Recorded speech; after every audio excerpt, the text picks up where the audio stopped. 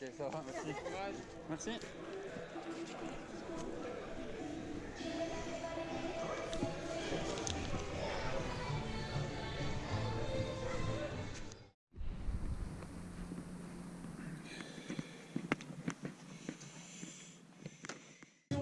Alive, start in 2 minutes time. 2 minutes avant le départ. Ok. Voilà, on se retrouve pour ce Grande Faute donc Belgium, première édition. Je suis en plein milieu de ce peloton, tout devant, en fait, un box 4. Et c'est parti. Il y a un groupe qui fait peut-être bien 500 personnes qui sont pour la majorité derrière moi. Moi, je suis dans le 3-4e rang. Donc c'était vraiment mon but d'essayer d'être bien placé pour faire la meilleure course possible, hein. Et puis voilà, juste sans pression, voir si j'allais être en mesure de suivre les roues, sans volonté d'une qualification pour les championnats du monde amateur vraiment en tête, mais juste avec l'objectif de faire le meilleur résultat possible. Voilà, c'est parti, on clip dans la pédale et on met directement les watts. Vous voyez que ça part déjà pas lentement, sachant qu'il y a la majorité qui est derrière. La majorité des participants qui est derrière, ils vont essayer de se replacer vers l'avant. Donc je vais me faire dépasser un peu à gauche, à droite. Moi, j'ai vraiment zéro expérience là-dedans.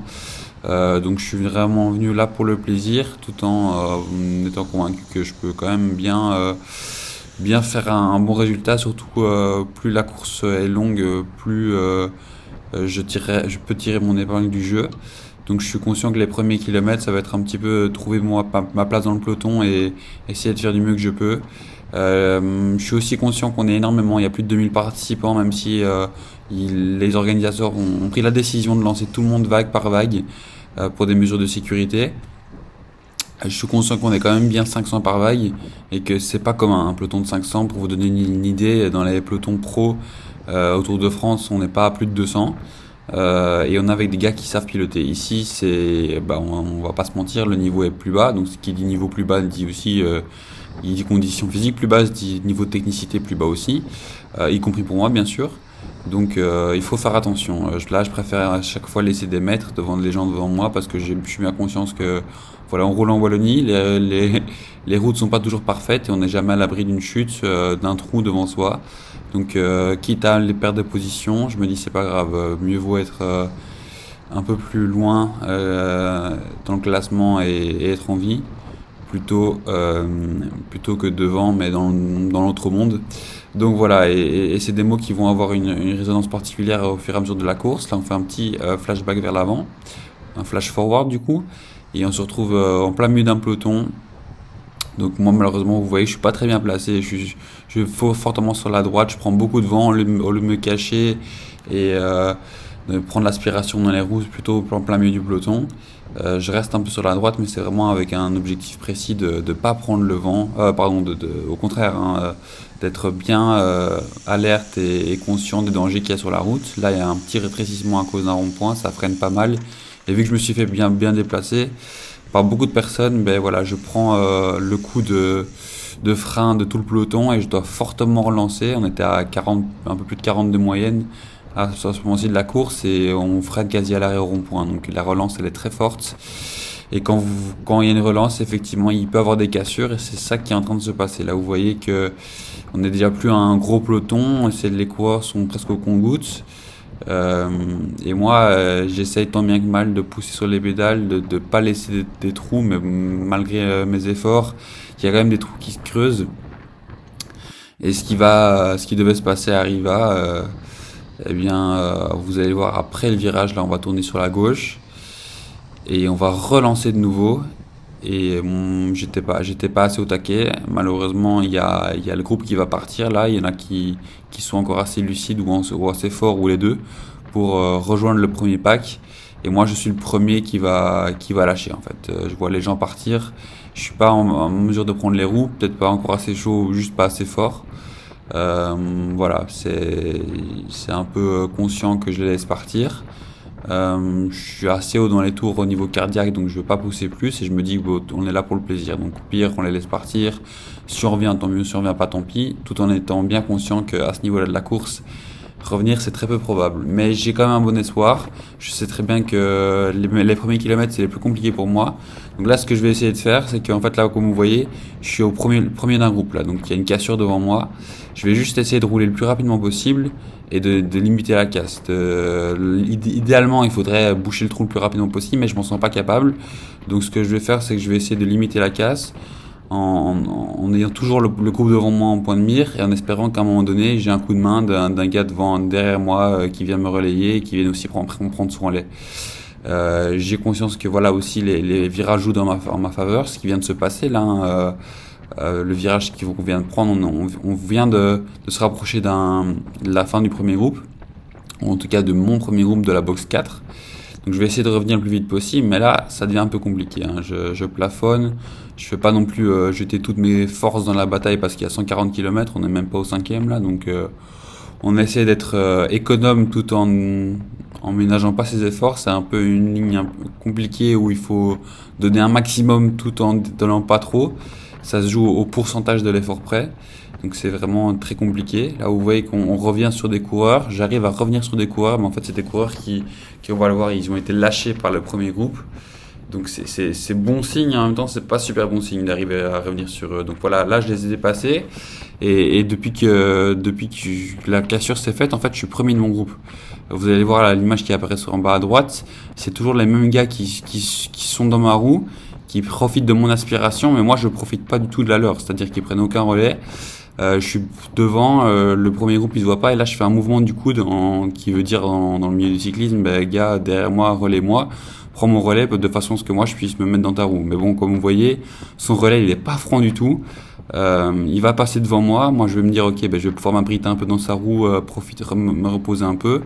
Mais en fait il roule trop lentement, et moi peut-être pas assez patient, trop la volonté d'aller chasser. Je vais reprendre mon relais parce que je me rends compte que si je reste derrière lui, on va définitivement être cassé. Et je me dis que c'est vraiment pas le moment. C'est maintenant qu'il faut faire l'effort pour revenir et que c'est maintenant ou jamais au final. Donc je repasse devant. Et heureusement, il y a un groupe de 3-4 coureurs qui va repasser devant moi dans ce mini faux plat montant. Moi, je suis en train de me mettre en danseuse. Et ils passent devant moi, ils prennent le relais, et à ce moment-là je suis content parce que je me dis ok, voilà, j'ai trouvé des gars avec qui collaborer, c'est bon, je vais me mettre dans la roue, je vais me reposer un petit peu de l'effort que je viens faire et ça va aller. Le problème c'est que là je laisse un petit trou et qu'il n'y a personne qui bouge ce trou, et donc c'est à moi de le faire parce que sinon je vais de nouveau exploser, je vais de nouveau laisser partir des gens et me retrouver dans un troisième groupe, ce qui n'est pas le but du tout. Donc là je fais l'effort nécessaire pour revenir dans la roue. Et enfin, profiter d'un petit moment un peu plus calme de ce virage-là sur la gauche. Laisser les jambes vite fait au repos quelques secondes et on repart à fond. S'abriter dans les roues, profiter de l'aspiration, faire redescendre un petit peu le cœur. Et au fur et à mesure des minutes, on se rend compte qu'on se rapproche du peloton. Donc grâce à mon effort et grâce aux gars qui sont en train de me relayer aussi, on se rapproche du groupe qui est devant. Il est de plus en plus proche visuellement. Et ça donne un bon petit espoir. Moi, à ce moment-là, j'ai pas trop paniqué. J'avais conscience que on allait potentiellement revenir. Bizarrement, alors que c'est pas du tout un scénario de course qui se voit souvent. Mais j'avais le sentiment qu'il y avait moyen de revenir. Et au pire, je me disais que si je revenais pas, c'était pas très grave. On était là avant tout pour prendre du plaisir. Et que j'allais essayer de faire le meilleur résultat possible au sein du groupe dans lequel j'étais. Donc, du petit peloton que nous on forme en tant que groupe de chasseurs. On voit peut-être pas bien la vidéo, mais vraiment là on commence à se rapprocher. La fin du premier peloton elle est vraiment visuelle. Et là voilà, je remonte quelques positions pour être au taquet parce que j'ai l'impression que les coups de pédale se font moins francs et qu'on est en train un peu de se regarder, ce qu'il faut absolument pas faire. Il faut absolument éviter de se regarder à ce moment-là. C'est les derniers mètres à boucher, donc il faut justement redoubler d'efforts pour revenir. Mais là vous voyez que la fin du peloton précédent devient de plus en plus gros. On est en train de les rejoindre, donc là je me dis que la jonction est faite et que c'est parfait. Mais au final, cette jonction, elle a une raison. C'est-à-dire que moi qui pensais peut-être qu'ils avaient atteint leur rythme de croisière, qu'ils décéléraient un petit peu, pas du tout. Là vous voyez qu'on est quasi à l'arrêt. Et en fait, il y a eu un accident, il y a eu une chute devant. Donc la course a été stoppée par la police. Et je vous laisse un petit peu avec les bruits environnants.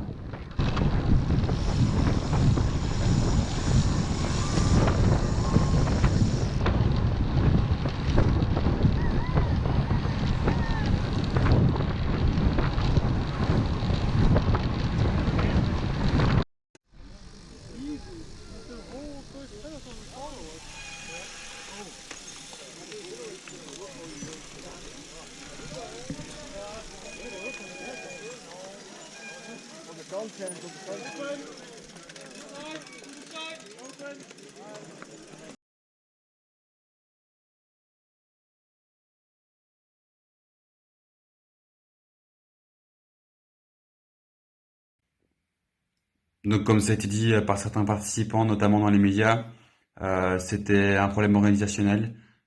C'était pas responsable de laisser partir des participants, parfois inexpérimentés par vague de 500. Certes, il y avait 2000 participants.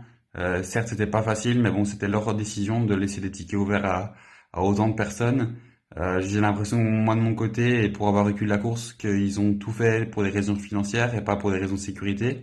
L'organisation a même essayé de quand même forcer l'événement alors que la police demandait à tout le monde de s'arrêter. Probablement, et c'est ce qu'ils disaient sur place, pour ne pas devoir compenser financièrement ou d'une autre façon les participants en disant bon, on vous a quand même fourni notre solution. Et voilà, je trouve ça dommage. Balancer des gens par vague de 500, c'est vraiment irresponsable. Soit les possibilités pour moi c'était soit de limiter le nombre de participants à bien moins, ou alors de faire des vagues par 100, ou de faire un départ plus sélectif avec des côtes dès le début très très fortes de façon à ce que les écarts se fassent directement. Mais là, il y avait quasi pas de côte au début, on était lancé à plus de 50 km/h avec 500 personnes. Bah, vous rendez bien compte qu'il y a une personne qui chute, mais il y a tout le monde qui chute derrière. Donc voilà, c'est dommage. C'était la première édition, ça se passait au lac de l'Odeur. On peut parler d'un fiasco pour le coup. On ne sait pas ce qui aura lieu en termes de dédommagement, probablement aucun. On ne sait pas s'il y aura une seconde édition en Belgique. Voilà, en tout cas, c'est un peu dommage. C'est organisé par l'UCI, l'Union cycliste internationale. Il y a plein d'autres événements pareils qui ont lieu partout dans le monde et c'est la première fois, en tout cas, de ce que je vois et de ce que je sais, que dans cette série UCI, il y a un tel événement qui finit de ce genre-là. Donc voilà, c'est bien dommage. Moi, de mon côté, je souhaite bon rétablissement à tous les coureurs qui sont tombés plus ou moins gravement et j'espère que tout le monde pourra rapidement reprendre le plaisir et reprendre sereinement le vélo. Et voilà, en espérant que les organisations, tout type d'organisation voilà, qui œuvrent pour le cyclisme et pour tous les sports, pensent d'abord à la sécurité dans le futur et que ce soit qu'une exception. Heureusement, il semble avoir aucun dégât très grave pour les participants. Mais voilà, il y en a qui le payent très cher au niveau de la santé et au niveau du matériel aussi. Donc, voilà.